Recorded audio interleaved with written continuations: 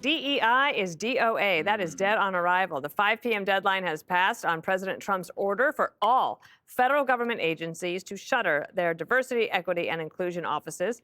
And that's a lot of potential layoffs for a workforce that has over 2 million people. The goal is restoring the importance of individual merit and ending the, quote, forced, illegal, and immoral discrimination.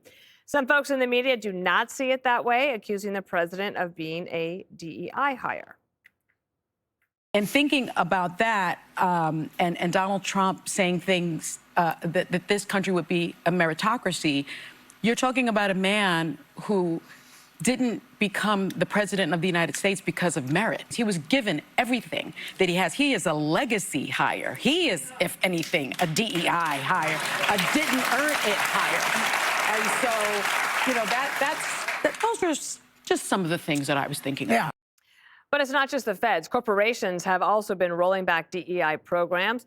It's got the Reverend Al Sharpton threatening a boycott. These companies that are now saying they're going to back up off of diversity and equity and inclusion should therefore not have a diverse consumer base. You don't want diversity? Then we should not buy your products. And we're going to make the example of Dr. King. Is withdraw dollars. Donald Trump can't make us spend money with companies that will not deal and commit and continue with diversity and equity and inclusion. If Sharpton actually went through with that, he wouldn't have anything to buy. Yeah, it's true. You know that companies love this because it's not their decision to make anymore. I'm not racist. It's like, I'm off the hook. It's like, you know, Dad said, I can't drive you to work because it's too dangerous. Don't have to do it. So it's great. It's off their table. Proponents of DEI will say that the critics are anti-diversity. No, we actually think diversity is a positive as long as it doesn't come before competence or merit. You know, you hire for merit and competence. If you do the reverse, I mean, and you hope when you hire for a competence, that diversity is reflected over time in that. But if you do the reverse and you hire for diversity and hope for competence, you're going to get broken planes, corrupt mayors, and obviously The View with Sonny Hostin. But there's another thing about DEI, the forgotten victims, and I don't mean the people who didn't get the job because they weren't the right skin color, but the people who got the jobs. They're always going to be viewed with suspicion that they are examples of preferential treatment. We've talked about that. But there's also another thing, and I've seen this happen everywhere. You could be a great hire in the future, but if you're not ready for the job when they put you in there, you will collapse and you will lose that opportunity. If you give somebody too much too soon, the person will always fail, always fail. Do you think, you know, in 2007, they were going to put me on a show like this? It would have been a disaster. So they put me on at 3 a.m. and I toiled away for 7 years. And now I am a superstar. I can't even walk outside anymore. It's ridiculous. But sometimes you got to climb before you can shine. And there are a lot of people whose careers got screwed up by being pushed up too soon. Isn't that a nice comment, Jesse? It's true. I was groomed from a very early age at this company. But that was an Care to rephrase? I was never put in a position where I would just fall flat on my face. Yes. You're right. You're always brought up carefully and methodically. I did a lot of research for this segment, Dana. Can't wait. Racial research. I don't know why I got so excited about that. 60% of the federal workforce is white.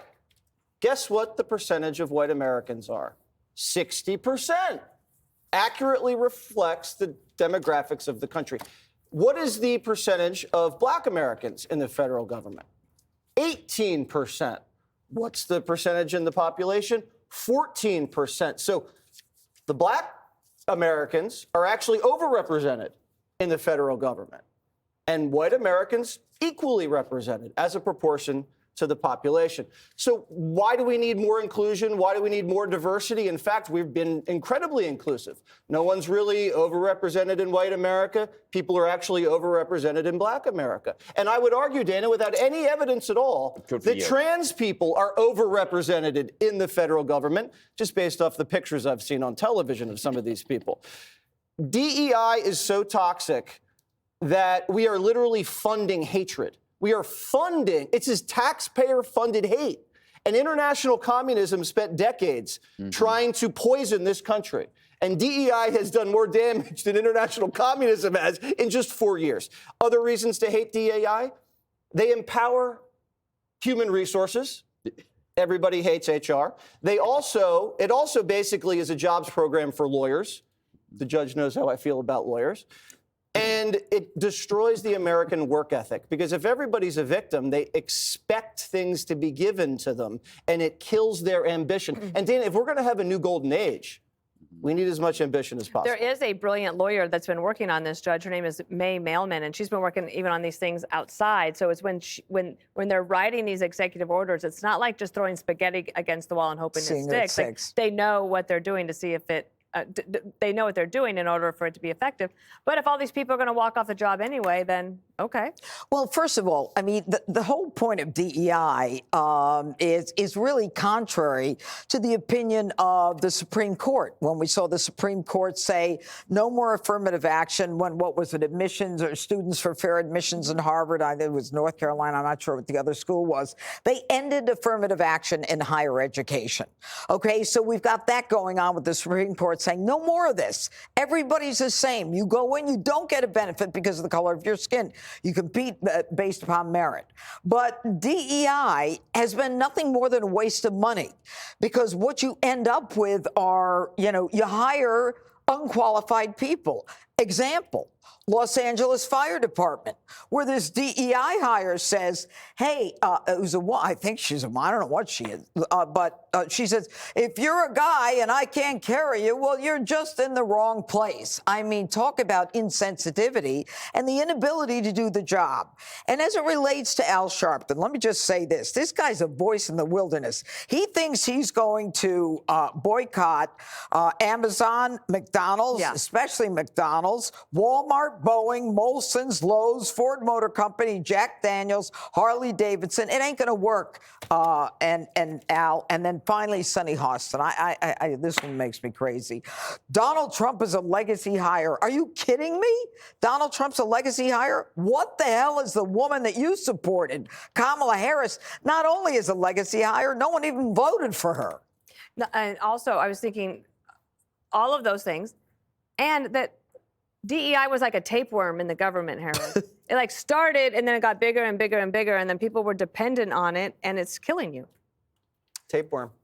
So I have a slightly different opinion than everybody at the table on this. And where I agree with everyone, I believe that competence and being qualified and being capable have to always be the forefront and the guiding principles for anybody hired for anything. I think sometimes the opponents of affirmative action or DEI, sometimes I think either intentionally or unintentionally or inadvertently seem to suggest that there are people who are being promoted or given an opportunity when they don't have the ability or the qualifications for the job. I'm sure that happens in some instances. And then I think some people who are opponents of DEI begin to extrapolate that women and blacks and Hispanics and whomever should have had that job, and we should look at those people for jobs because there's a presumption they're not qualified.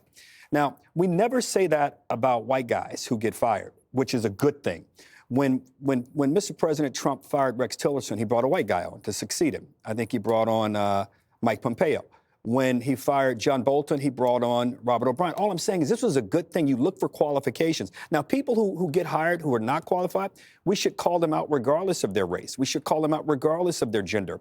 But I think sometimes, people have kind of overcorrected in some of their language around this. And that's the only thing that concerns me about all of this. I mean, celebrating the end of this is a good thing in some ways. I just hope that we're looking at this in the most favorable light, because what I'd hate to do is for us not to realize that before you had DEI and affirmative action, we were not a merit-based society. I mean, blacks and women were discriminated against because of the fact they were blacks and women and Hispanics. You mean before DEI? Before affirmative action. DEI is a 3 or 4 year old program. Yeah, I know that. Right, but I said affirmative action. When did affirmative action start? So the Bakke decision is what gave it to us. What year was that? I think it was in the mid-'60s, Judge. Mid to late 60s. Right. So before that, remember, the country didn't have a great history of these things. My only point But it is... was outlawed. Discrimination was outlawed. Yeah. I mean, we can say that we didn't... Discrimination was actually codified for during the Jim Crow. My only point is this.